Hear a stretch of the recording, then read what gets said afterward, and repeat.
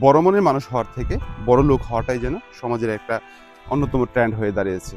এই সমাজে বড় লোক হওয়ার থেকে বড় মনের মানুষ হওয়ার পরিমাণ খুবই কম। সবাই চায় ধনী বা বড় লোক হয়ে সমাজে একটা গুরুত্বপূর্ণ অবদান রাখতে। কারণ যেই সমাজ টাকা বা বড় লোক বা ধনীদেরকে গুরুত্ব দিয়ে থাকে, সেই সমাজে কিন্তু বড় মনের মানুষের পরিমাণ কমে যাবে।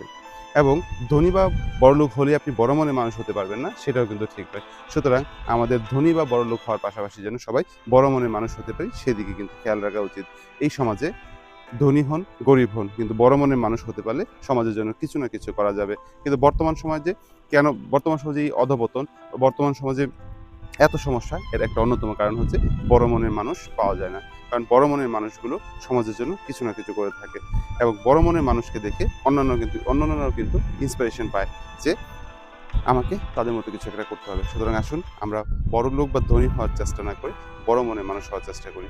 বড়লোক বা ধনী হতে পারলে ভালো, কিন্তু না হতে পারলেও যেন বড় মনের মানুষ আমরা হতে পারি। ধন্যবাদ সবাইকে।